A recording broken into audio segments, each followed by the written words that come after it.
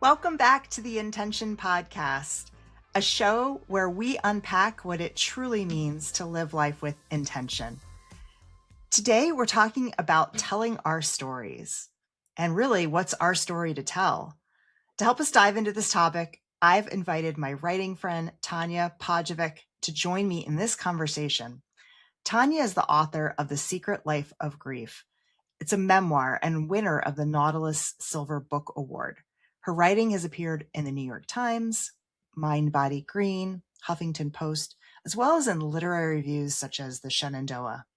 Tanja has been teaching writing in various capacities for over 25 years, from academia to the larger community. She currently works as a memoir book coach, where she helps women write their memoir with safety and support. Those are two things we're going to talk a lot about in today's episode. So Tanja, welcome to the show. Thanks so much for having me. I'm so happy to be here and have this conversation with you. I'm really delighted. When I was first conceptualizing this podcast and what I wanted it to be and who I thought I was going to bring on and guests, you were definitely at the top of my list. Oh, thanks. And the reason for that is I really wanted to have an episode where we were talking about telling our stories, right? It's such a big concept. And as a writer, as someone who's dabbled with memoir and in different capacities, which I'll talk about as we get into the episode, I just feel like this is a really, really important conversation to have and something I'm excited to bring to my listeners. So thank you for joining me today. Thanks for having me. So let's start off by talking a little bit about what got you into memoir writing and set you up, which was your book, which I loved. It's a hard book. It's a tough book, right? It's about grief, but really, really beautiful and well deserving of the awards. Tell us a little bit about your book. Oh, thanks so much, Tami. That was really kind of you. So my background is actually fiction, but memoir has always been my true love. Like I just have always loved the genre. And over the years, especially once I had kids and was navigating losing parents and things, I really leaned into the genre much more deeply because I felt like we really need, there's all this collective wisdom that we have out there. And so many of these topics people don't really talk about. Yeah. And so that's really what I love about it. Our story can help somebody else. I mean, so many books that are out there have really changed the trajectory of my life. And so that is where I've landed in terms of helping other women, particularly women, because I feel like we have so much wisdom to share. And for those of us who are a little bit older and have, perhaps maybe not had the permission or the time or space in our schedule to really be able to share our story and lean into that wisdom and really claim it, I find that it's just more and more important as we in this time and space of our lives. And so that's why I've landed as a memoir book coach, because I really love it. And I just find that it's such a powerful avenue for healing and for transformation, both for us as writers and for us as readers. And then as far as my own book goes, the reason that I wrote my book, The Secret Life of Grief, is because I was trying to learn how do I grieve consciously after both of my parents had died. I was really young in my 20s when my father died, and I didn't know how to do it. It kind of blew apart my 20s. And so when my mom passed, I was in my early 40s. I had young kids, and I thought I really need to find a better way to do this. And so that book began as an exploration. And how do we grieve consciously? And then also just to give space and really name these very real challenges that so many of us struggle with, but don't necessarily discuss. Yes. Right. And that's one of the most beautiful things about writing is the healing component of it. Mm-hmm. And how we really can work through emotions and process through things by the act of getting our stories out. And very much so, right? And just to kind of tack on to that is I often find that, when we write those early drafts, it's for us. There's a lot that we're processing and moving through. And then if we decide to share our writing with a larger audience, then we need to do, kind of flip the equation and really shape it in a way that is most helpful for our reader. I love that you brought that up because so many people say or think like, oh, isn't memoir navel gazing? Isn't it just therapy? And it may start out that way, but we can really then create this amazing, almost like an offering or a gift to our reader where we can share our wisdom, and then it helps Mhm. somebody else who's navigating the same challenges that we've navigated. And that's the beautiful piece, is it starts off as this healing thing that we do to kind of process and come to terms and understand what we've gone through as an experience. But then it has this arc of not only healing us and teaching us stuff, but then we can in turn share that wisdom, which is just, it's really beautiful, and probably really at the heart of it, why we're all here, is to Yeah. share these stories, to pass on the knowledge, and to all grow from each other's experiences, Yeah, I on a agree. bigger whale. Hmm. So tell me a little bit about some of the women that are drawn to work with you and the types of stories you've helped people with. You've helped one of my best friends, and now you're very close connection, Jessica. We can pick on her, but talk a little bit about some of the women that have come to you and what their end result ended up looking like. Yeah, yeah. I hold this one a little bit lightly because safety and confidentiality is always the cornerstone of all of my offerings. I don't like to share anything about people's stories, because it's so important to have a safe space, a safe and confidential space. But as a general, they're women who have so much wisdom to share and have navigated something oftentimes really challenging, and are, it kind of just comes back to what we were just talking about. As they've started grappling with the material, there's some healing that's taken place, and then they've come to a point of like, I want to share this healing with somebody else. Mm-hmm. And so, I mean, I've worked with women who are, their stories are so incredible and so intense, and they're so empowering. Mm-hmm. There's trauma, there's so much trauma that so many of us have had to navigate. And yet there is a way that by sharing those stories that they've been able to really, really reclaim their story and move into this place of empowerment to help somebody else. I feel like I'm already just repeating myself, Tami, of what we just shared, what we just talked about, right? But so it could be like sexual abuse or childhood trauma or dysfunction, or it could be, there's oftentimes, I feel really blessed to work with women who've, um like a deep spiritual knowing and Mm. teaching, and there's oftentimes like some really profound healings that have happened and that they're sharing with people. So I'm giving you a little bit of a vague answer, but then there are also women who are, wanting to share their story with their families, for example, or maybe have a more humorous take. And that's one of the things that I love about memoir so much, is that it's so unique to the person. So Yes. it's not, there's always space for another story, and there's always like power in another story. Yes. And I was going to say, it doesn't, many of us are writing to work through trauma, but it doesn't have to be that way, right? Yeah. Some people are coming at it, and I'll pick out our friend Jessica because she won't mind. She her mother was on a journey through Alzheimer's, and she was at a stage of the journey where she had to clean out the garage and go through stuff. And she came upon a box of letters that her mother had written. They had written back and forth to each other.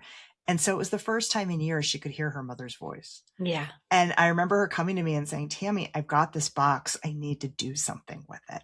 And that launched her on this journey of writing the story, both of her mother's decline, what it did to her relationship with her father, and her own growth through this whole process. But it all stemmed from finding these box of letters.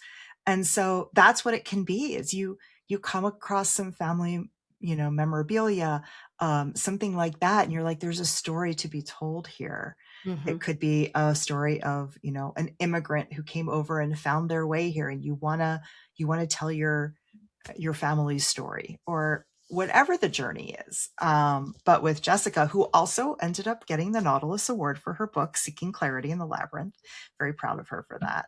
Yeah, same. Um, it could be, memoir can be a lot of different things. Yes. Yes, it really can. It really can. And, I think that there's that what you just said about the stories to be told. I think that there is such I think for so many of us, we have not had permission to share our stories. And there's such a gift in being able to even Mhm. explore many of those stories. Yep. That's a big part of what I love about it is, and it really leads to this incredible gift for ourselves and almost expansion of who we are and what we're able to do. Like it really opens up this avenue that Mhm. I found of like then being able to kind of really step into who you are and kind of the next phase of your life, which is super cool. Yeah. Oh, for sure. And I think, for those listeners that are saying, okay, this is great. Maybe I have a story, but there's no way I'm writing a book. Like Mhm. that's just too daunting.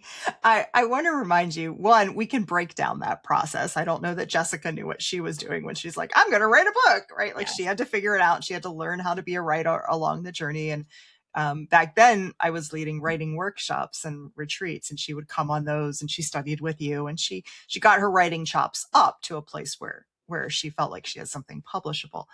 Um, but there's also short form, right? And Mhm. I've written a couple of just blog posts or, personal essays that were working through some traumatic experiences I had. And I honestly don't know if I would have healed had I not written out that story. Mhm. So like for one, I was on a jury, and it was a murder rape trial, and it was incredibly intense. And my traumatic experience of the whole thing was being locked in the jury, in the deliberation room, Mm. where you can't get out until there's a unanimous verdict. I don't know if you've ever had the experience of being on a jury. It's one of those things, like it's a cliche that every American should have this experience. I do believe every American should have this experience. I don't ever want it again. But so we had one woman who was holding out, and she wasn't going to change her mind. And I got claustrophobic. I started panicking. We were trapped in this room. And, I had a situation at home where my husband was traveling, my daughter was with a friend, and it was just this really intense experience. And the whole journey of deciding not only this man's fate, but the victims and what they were going to get. And it all just felt like too much to hold. Mm. And so I had to write it out, and I had to explain everything from the stress of going to this location in a bad part of the city where I was very much a nervous driver, to the whole experience through it to the end result. And it was a really, really powerful thing. I ended up publishing it on my website, sharing it with some friends. Again, we don't always have to think about what we're going to do with it, how we're Yeah. going to monetize it, what we're going to get out of it. I didn't have to share it with anybody. I could have just, given it to my husband or read it myself. But that really helped me move the energy of the situation out of my system. Yeah, absolutely. Absolutely. And I think, just what I love that you named, it doesn't have to be this huge book. It can be some journaling that you're doing, to process something that's happened to you. I think it's so important. And I often think of nervous system regulation and somatic tools and how do we Mhm. move these stories that are stuck in our body. And I think it's a great way of writing is such a wonderful and profound support for us. So I love that that was a wonderful tool for you, Tami. And I would just tack on one just kind of asterisk to your story, if I may, is that sometimes I find that folks who are working with, they're working with some material, and sometimes they'll write it out, and then just a gentle reminder to really be careful of who you share your story with, and only, especially if you're just working it through, you only want to share Mhm. your story at that point with people who've earned the right to hear it. So what I'm hearing you say, Tami, is that through the writing of it, you were able to kind of transmute something, and then got to a point where you felt comfortable sharing it with a larger audience. Yeah. And I just want to name that because sometimes folks will share something that's very tender and vulnerable with someone who um, then comes back with some comments, maybe even well-meaning comments, that inadvertently shuts them down. And so it's almost like a bit of a fine line that you need to walk, especially if you're sharing it with, family member who maybe doesn't understand, and you haven't been able to move it all through. I'm really so glad you brought that up, because the other thing is in these stories like that one, they're pretty emotionally charged, and you're working through a lot, and someone could come back and start critiquing your grammar, and you're Mhm. like, that's not even the point, right? Like, this isn't a finished product. I just needed you to see me. I needed you to Yeah. empathize with me, right? And so I think there's also something the writer can do in saying, here's a piece I'd like you to read. Here's what I'm looking to get out of it, right? And Yeah. direct the reader to what they're needing to receive. I don't want you to do grammar. I know it's a hot mess. I'm going to deal with that later. Did my energy come across? Are you getting the essence of what I'm trying to convey? That's all I want from you, or whatever that is, right? And I think that's another piece too, that Mhm. we can learn as writers, to be clear in what we're wanting from others. Absolutely. Absolutely. I think that's so wise. And then if I may just tack on one other suggestion in this conversation, Please do. this chunk. Tack them all on. Yeah. Sometimes I will work with sometimes I will work with writers, memoir writers who have taken a workshop that's maybe a mix of mostly folks who are working with fiction. And in that case, for example, and I say this as someone who's written fictions, I'm not trying to ding fiction writers in any way, but when you're working with a made up world, it's a whole different, emotionally, it's a whole different process. And so Mhm.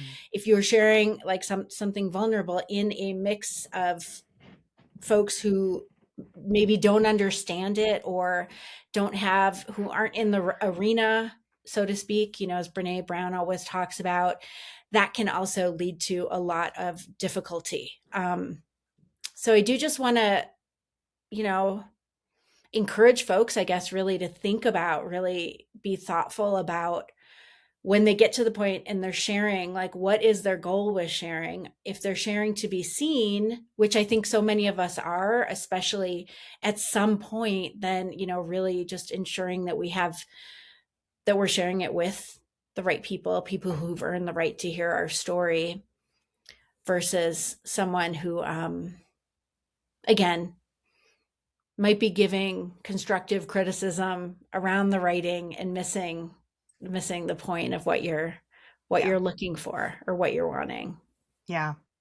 Yeah. It's a fine balance. I went through an interesting process where this is a more personal share, where I watched a movie called Women Talking, which was an indie movie. Frances McDormand, I think she produced it, starred in it. And it's about women. Basically, it's like kind of like a play. All the women are stuck in a barn, and it's set in have you seen it, Tanya? No, I haven't. Okay. Yeah. This is a trigger warning about whether or not you want to see it. I didn't have a trigger warning. I just like, ooh, Frances McDormand, I love her. Let's watch this movie. And then I was shell shocked afterwards. So these women are in this kind of culty community where you don't know what time period it is, but they're in a religious sect of some kind, off the grid, in the, really very isolated. And the women are repeatedly being sexually assaulted Mhm. by who, right? We don't know. And the women are trying to figure out what they're going to do. And I'm watching this, and it was very reminiscent of some things for me, because I grew up in an isolated community that had a spiritual bent to it. And I went through a sexual experience that was not good in that community. And so there were triggering things for me on multiple layers. And when I got done watching the movie, I just sat there like staring open mouthed at the TV. I didn't know what to do. And my fingers were like keyboard, keyboard. And I just started typing frantically because that's how I get my emotions out. Right. And I just started writing my story and talking about how this movie triggered me. That sat on my computer for a long time. And I just said, I have to do something with this. What do I do with this? How do I? This is it, right? Like, this is the telling of the story. The movie, set that fire of, okay, we're done holding this. It's coming out now. And what I learned in my process, and I had shared it with maybe 5 or 10 trusted friends, but not really done much more with it. Because how do you just throw this up on your blog, right? Like, this is a big deal. And what I learned is that I had not shared my personal story with my father, and I could not publish this until he knew. And that had been a barrier in my life. And we worked through some stuff last summer where I was able to share stuff with him that I hadn't been able to share before. And we were communicating on a whole other level. And as soon as I had this conversation with him, I said, okay, now I have to tell my story. Right. Wow. And it was a several year long journey of going through this cycle of healing, but I had to wait for everything to happen in the sequential order that was there. And I did end up publishing it, and I really did feel a sense of relief. I'll be interested to see if I get another trigger when something else happens, or has the story kind of started to move out of my system. But it's something, I mean, we're talking like 4 decades of holding on to this stuff, right? Like, some of us are carrying stuff for so long, but we don't, in my case, I didn't want to leave the earth without having resolved this in some capacity. So there was this sort of karmic debt to myself to work through it. But it was quite a journey. And I share this with the audience just to understand, like, everything has to come in its time. I can't stress enough Tanya's focus on the safety and not launching into something until you feel like you're strong and ready for it. But the healing that can come, and sometimes there is a step of, you do have to put some courage out there and say, okay, I don't know if I'll ever be ready for this, but I do want to have this experience of publicly experiencing my healing. And some of that for me came out of the Me Too movement, where it's like, I have a story and I'm tired of hiding my stories, which we're seeing a lot of this on the internet now, of women saying, I'm tired of hiding. I want to share. So there's a collective healing. I think that's happening with that storyline. So that was a lot. I'm going to stop there for a second. Oh, absolutely. And I think the collective healing that's happening on so many levels, Tami, anyway, I was also thinking about intergenerational trauma as you are talking, as you're sharing that story. And what I think is so important just to highlight about what you shared is that we are working with really important, deep, rich material and events from our lives. This is, and when you're doing that, this is not like, there are all those programs out there of like, write your book in a weekend. This is not that kind of work, right? Or in 40 years. Well, I mean, I think this is deep soul work, right? It's really important. And I think what you just said about your karmic, this is soul work. There's something that's calling us, and I think that really deserves to be honored and listened to. It's one of the quotes I think about often. I love Brene Brown. I love all of her work. And one of the quotes that I think about often is, and I've jotted it down here. It floats around my desk. When we deny our story, it defines us. And of course, I can't read it. Let me say that again. When we deny the story, it defines us. When we own the story, we can write a brave new ending. And I just think that's so potent and profound. And, I'd like to say two more things around this is that, as you shared, like you want to feel ready or called on some level. And I do just want to like add a little bit more definition to that because you'll never be entirely ready. There's something about, like as you shared, you there are certain layers almost that you of healing and processing that you need to go through. And so in some ways it is reminiscent of therapy, where I know I have so many therapist friends in my life who talk about peeling the onion. And so when Mm-hmm. you're working with stories from your life, it's very similar of like, you can stay on the top level if you want to, if that's what calls you.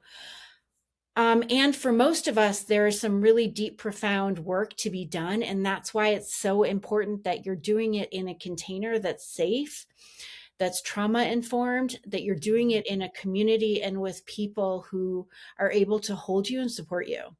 It may, for some folks, you may even need to go into therapy or go back to therapy as an additional support. But I think knowing this, like, I think that we have an expectation oftentimes, especially around writing, that writing's going to be so romantic and awesome and fun. And I'm going to sit down and like be um, this amazing writer who gets to spend my time in cafes. And the reality is that there's wonderful moments where it is really fun. And then there's these other moments where it's really deep, difficult work. And so, like we really need to think about, how do we support ourselves through this process? Like, is there a guide out there who calls to you? Is there someone who, is their teachings are safe and supportive, or their work is trauma informed? I think that, or like you have a small sisterhood, even if it's one person in your life who's able to cheer you on and help you hold your stories or as you go through. I think that that's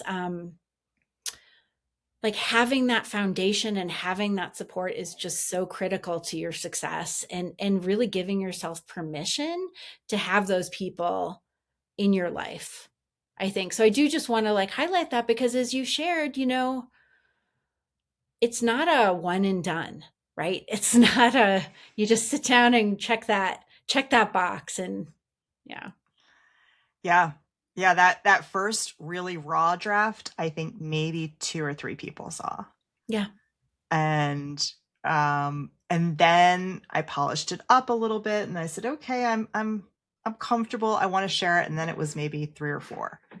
And then it sat there for years, right? Until I went through the steps really to release the story is what it Mm-hmm. was. Mm-hmm. Right? Stories, I think they have Mm-hmm.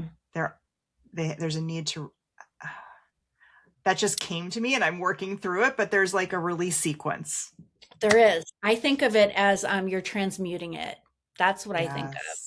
It's the core of it is transformation, and that is Yes. what calls me so deeply about memoir, about writing.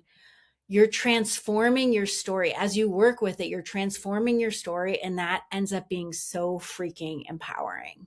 Like it is Yes. freeing. It is so deeply freeing. I just got the analogy of the butterfly, right? Like Yeah. you've got the caterpillar, and then it turns into this like mess of muck, right? That's the writing. And then on the other end, maybe you've got a book you can share with the world. Maybe you just have a draft you can share with the one person who really needs to read it, like whatever that end result is. But the middle part is it's murky. Yeah, it is murky. It is murky, and you can't see when you're. And it's so funny because it's not funny, but a lot of people use the metaphor of a butterfly around grief.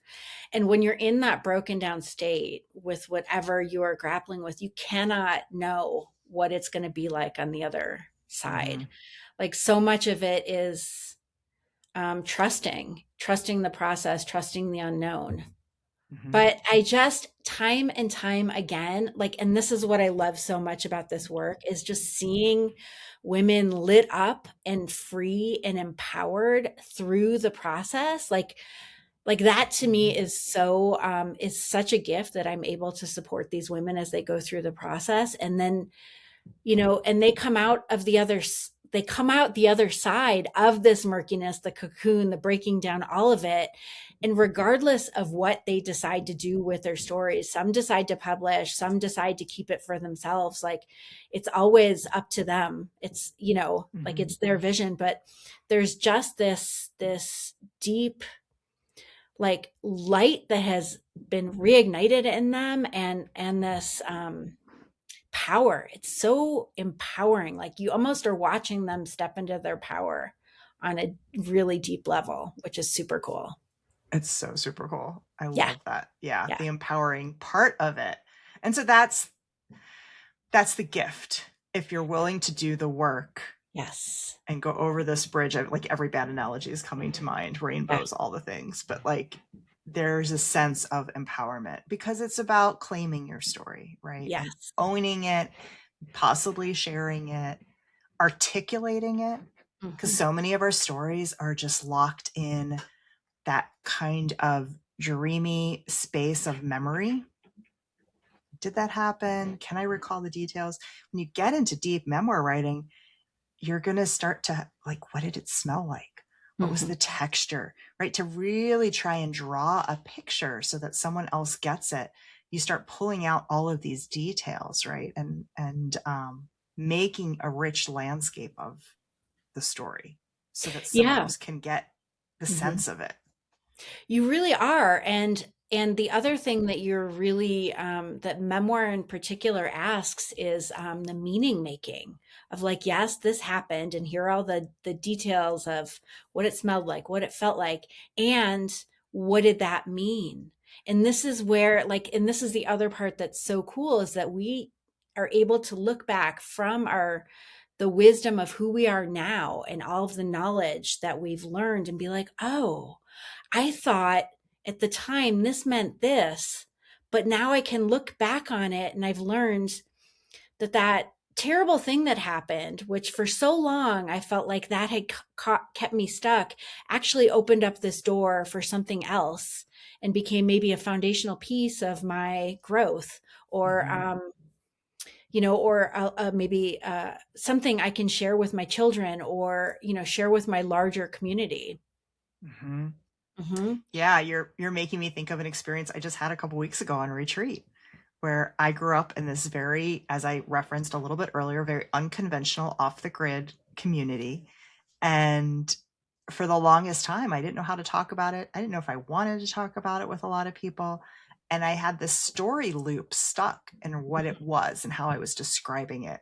So I ended up bringing a retreat to the community, and I held a retreat in this community.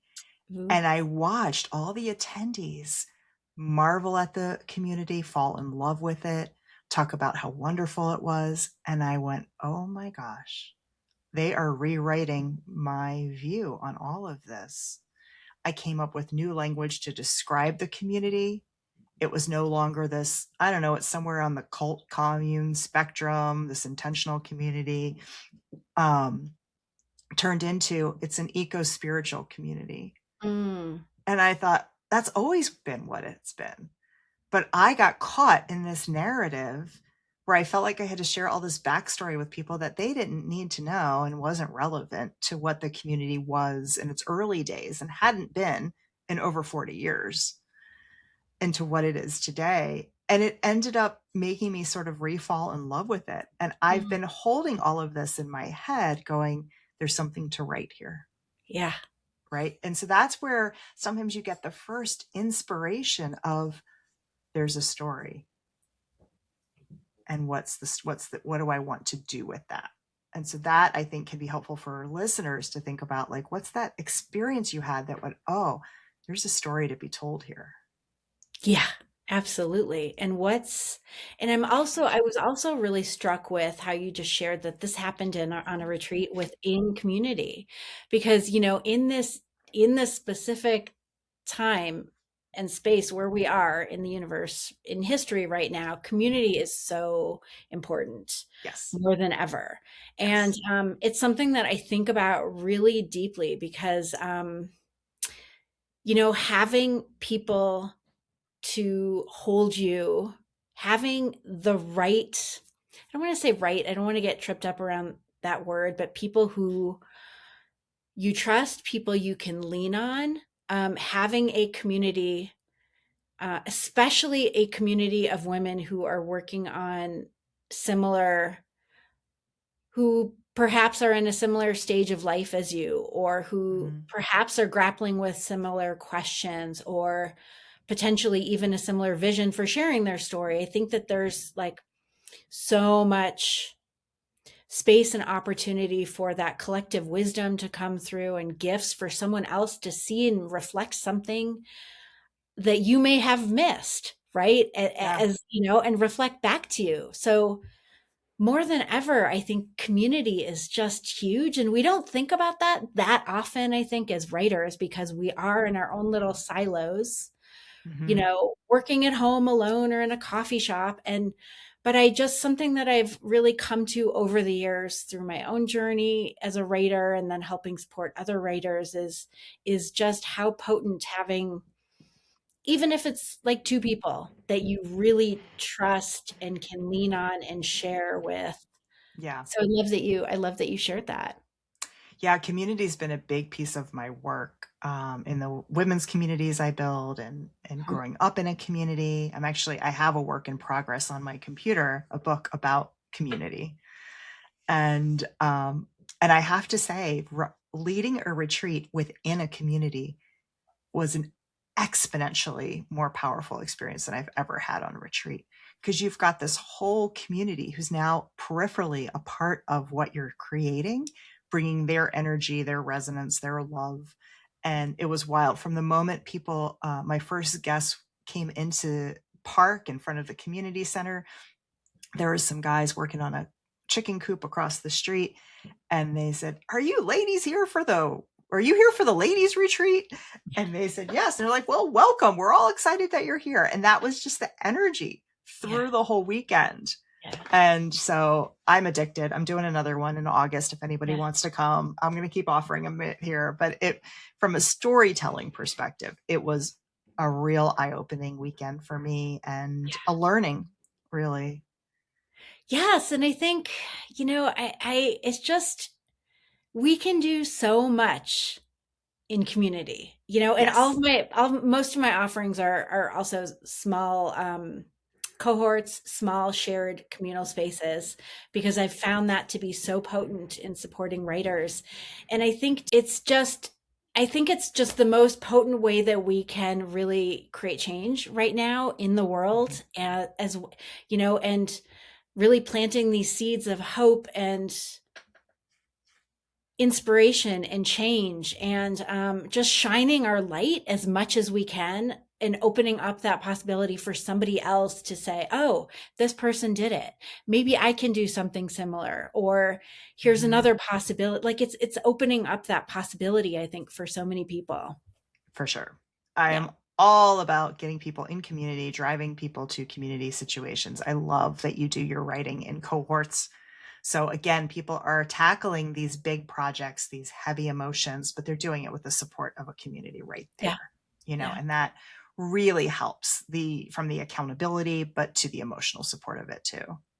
To the emotional support, and also that you're not the only one holding your story. I think there's something, I Hmm. think, for so long, that's what therapists, or those of us who've done therapy, is it's having somebody else who can help hold our story, somebody else who can help see us, and also somebody else who can just help encourage us, which none of these things, I'm sure, are new to you, Tami, or your community. But I do think, like, Yeah. more than ever in this day and age, when life is so freaking intense and we feel so separated from each other, Yep. really just leaning into one community, two communities, and Hmm. seeing, like, finding our people Yes. is just so important. It's really, really important. Yeah. This episode is brought to you by Edie Boutique. I have to show off. I love this new summer top. If you're watching on video and not just listening, I'm wearing a great new top I just bought there this weekend. I was at a networking event last week, and a friend was complimenting me on my jeans and asked where I got them. Edie. Edie has 8 locations, including Lake Geneva, Libertyville, Elmhurst, Geneva, Illinois. Valparaiso, Indiana, and Milwaukee, both in the Third Ward and Whitefish Bay. Their gift shop Marigold is attached to the Park Ridge, Lake Geneva, and Libertyville locations. Edie Boutique is lifestyle clothing to dress you for all of your everyday needs, and their styling team can assist you in all of your wardrobe needs.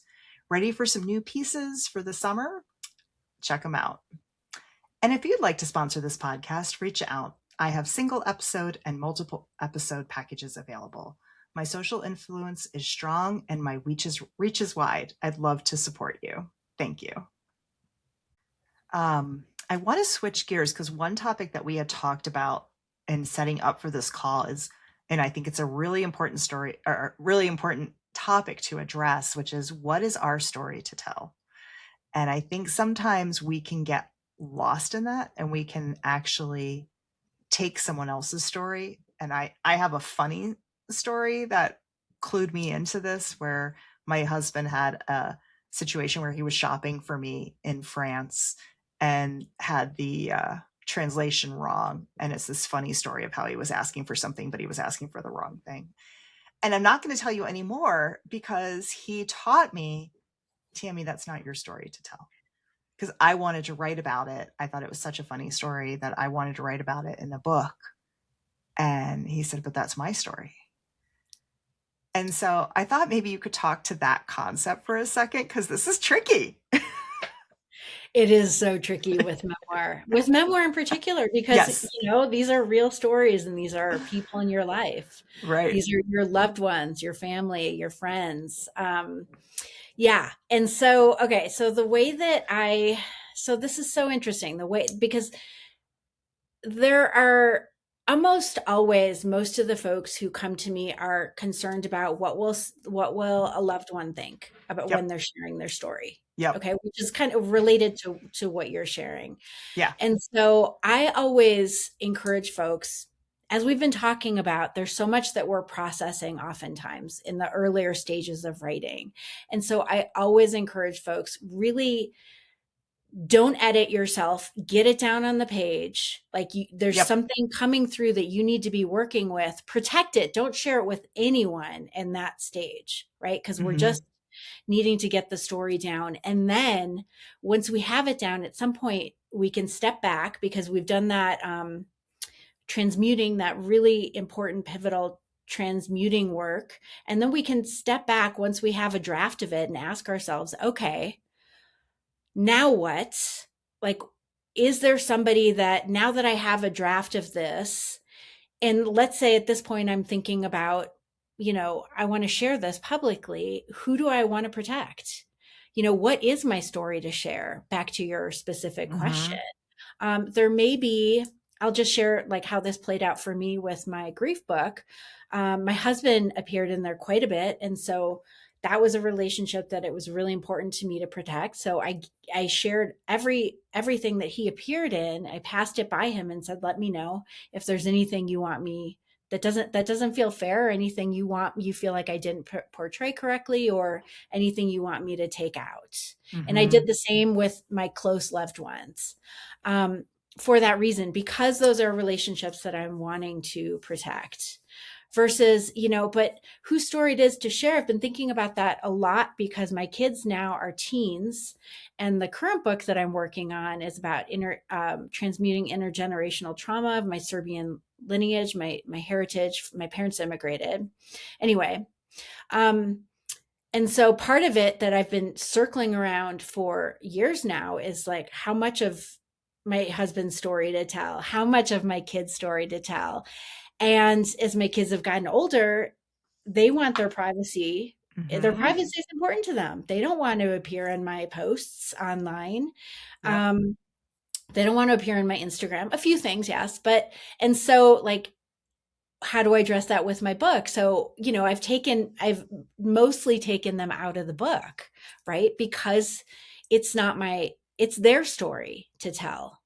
Right. Right. So, it's a fine line to walk, but I think it is also like, there is a way and a place where if we're working through certain stories in those initial drafts, get it on the page. We may just need to work through it, but don't share it with anyone. And then later on, if you do decide to share it, that's when we need to be asking these questions of, is this my story to tell? Is this fair? Is this a fair portrayal of this person? Because especially in memoir, and this is, you didn't name this, but something that I see often comes up is that there may be hurt that needs to be processed and moved through. And we may find through the writing, through those initial drafts and the grappling, we may come to a larger place of forgiveness, for example, around certain issues. So there's all these intricate, tentacly sort of issues that come up here, but I think it's a really important question, and concern to be grappling with. And you brought up something that I wanted to mention earlier, so I'm so glad you mentioned it, is for those that are new to writing, the writing process, the distinction between writing and editing. And I think we really need to, writing is just free form. You sometimes feel like you're just channeling it. You don't know where these words are coming from, where these things are coming from. And you almost can't get the words out fast enough. And there's typos and it's messy and there's incomplete sentences, but it's just, and then this, and then that, and then this, and then that. And that's writing. And that's a small piece of the process, writing. That once that's out, the majority of what you're doing is actually editing. And that's a whole different process. That's a whole different process. And I will actually add a third step in here, Tami. If for those folks who are writing a book, a full-length book.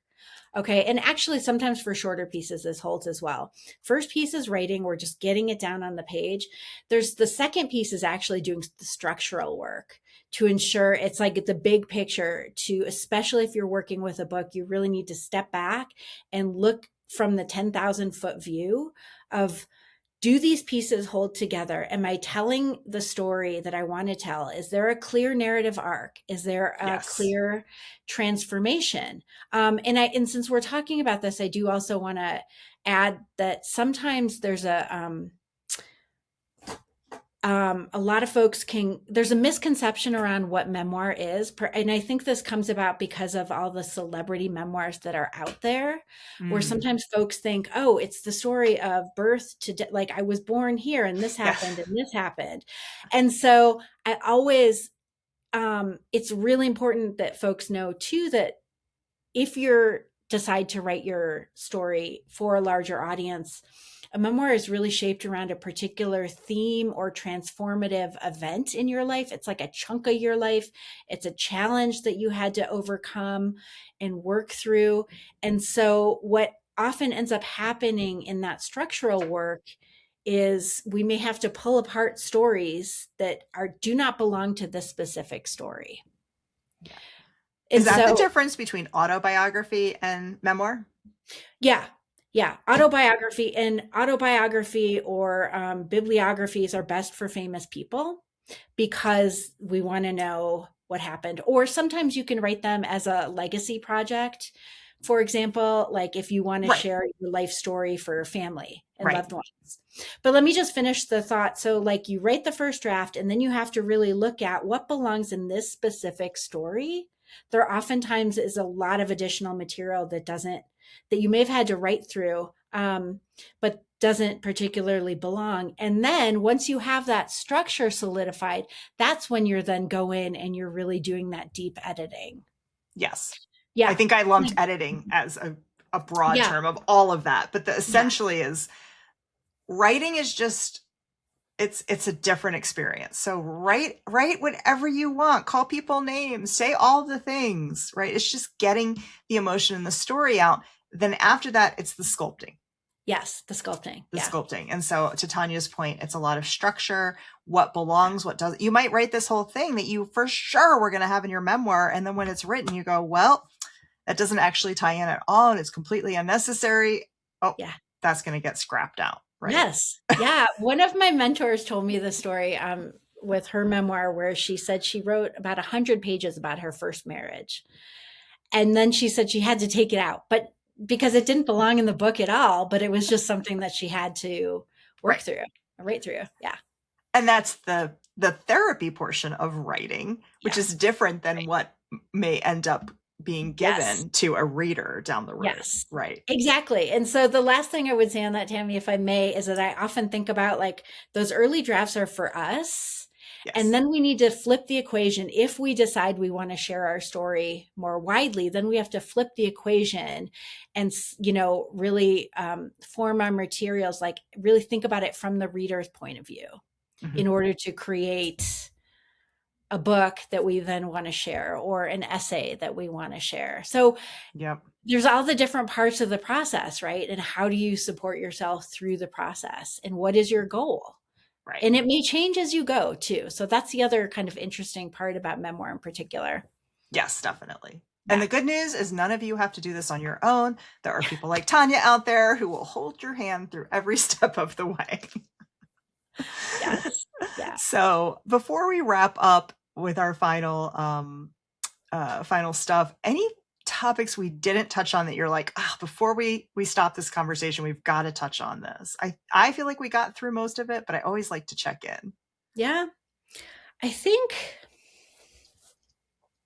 that's a really good question. I think, I think I would just reiterate the kind of one of the themes that keeps circling up or bubbling up as we've been talking about just how empowering the writing process can be, whatever your vision is, whatever the story is that you're circling around. I think, if I could leave folks, your wonderful listeners with one thing is just like really giving yourself permission to Yes. explore whatever is calling you. I think Yeah. that at the end of the day is the most important piece. Yeah, for sure. Mm-hmm. Um, I just had another. I basically processed through all of the trauma in my life by writing creative nonfiction essays about them because that's how I heal. But I just thought of another story that I wanted to share, and this will be the last one. Of I had a miscarriage, and I wrote the story of the miscarriage.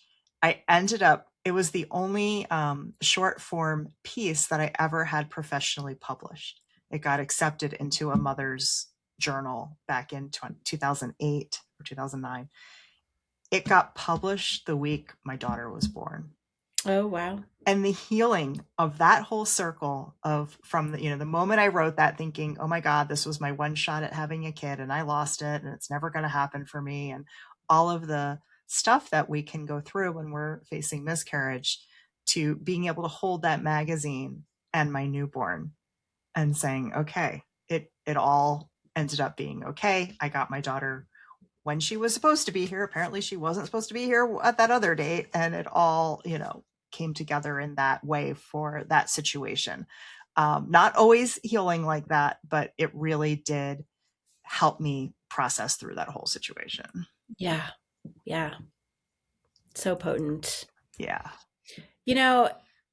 One last thing pops up for me, Tami, if I may, Please. is oftentimes when we are working with sensitive stories, like you just shared with your loss, we sit down to write, and even though we're writing about something that may have happened years ago, the body and the mind react as if it's happening right now. And so we can easily inadvertently flip into fight or flight, which then can shut us down. And so that's one of the reasons what I've learned over the years is it's so important to have the tools to help support your mind and body. Like you need to be able to contain your story when you're done. I think a lot about somatic tools of how do we create safety for our body? How do we signal safety for our mind and body as we're sitting down to write those stories? So I do just want to kind of like end with planting a seed around this topic because it's so important. I've worked with so many women who have inadvertently been shut down over the years and have put away their story because they didn't have the right tools or the right support to help them. So that's another really important consideration just that needs to be named, I think, in this conversation. Yeah, definitely. And my next episode is going to be a lot on somatic stuff. Is it? Yeah. So that's a Yeah. good teaser. Stay tuned. Yeah. Listen to the next one because you're going to get some somatic tools there too. Yes. And I think, working with someone who's trauma informed, and I'm not trying to toot my own horn, but I am a trauma informed teacher. I just think with memoir in particular, it's so important. And again, this is why I just caution people, like, don't jump into a fiction workshop, for example, if you're working with sensitive stories, because it's not Yeah. the right container for you. Yep. Yeah. Yep. Yep. Mhm. That's a great, great point. Well, I really want to thank you. Let us know how our listeners can find you, any special offers or programs you would like everyone to know about. Thank you so much. Let me just start by saying thank you so much for having me here. It's been such a delight Yes, to talk with you. And I hope something that we've spoken about helps your listeners, some me too. kernel or two. Yeah. Yeah, for Thanks. sure. Yeah, so I work as a memoir book coach, as we've been talking about. I do have a newsletter that I encourage folks, if you're interested in learning more, I encourage you to join my newsletter. It's free. It's called Memoir Matters, and I share insights I wish I knew when I was working on my first book. It's much more than that, but that's kind of where it starts. I have a tricky name. My name is Tanja Pajevic. So I'll spell that, and I think will also be linked in the notes, but Tanja, Tanja Pajevic, P as in Paul, Ajevic,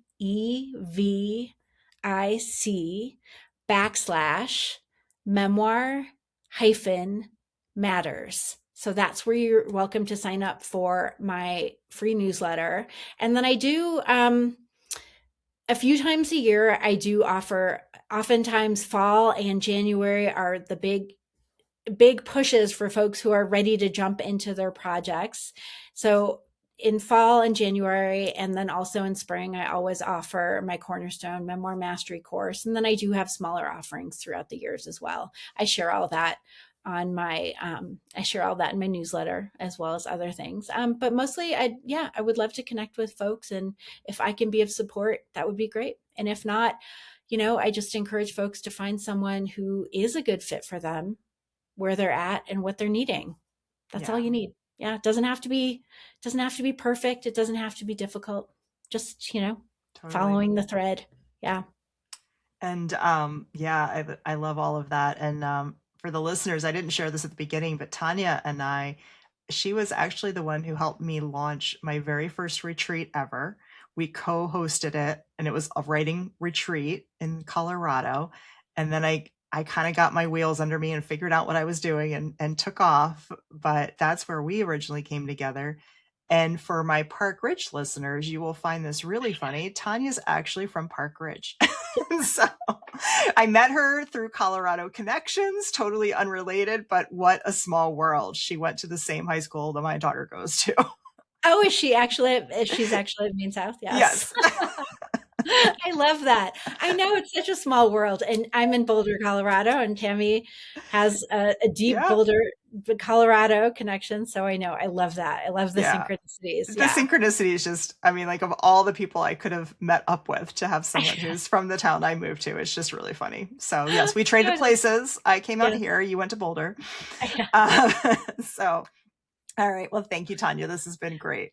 Thank you so much. It was really fun. And thank you again for joining me today on the Intention Podcast. Be sure to listen all the way to the end to get an inspirational quote related to today's episode. And if you're looking to bring more intention into your life, reach out so we can set up an exploratory call. Through retreats, monthly soul circles, and one-on-one coaching, my programs and services can bring you back to a place of intention, allowing you to live a more switched on life. And I want my listeners to know I've added a brand new retreat. I kind of hinted at it earlier. The last weekend in August, it's a harvest healing retreat in Stell, Illinois, which is 90 miles south of Chicago.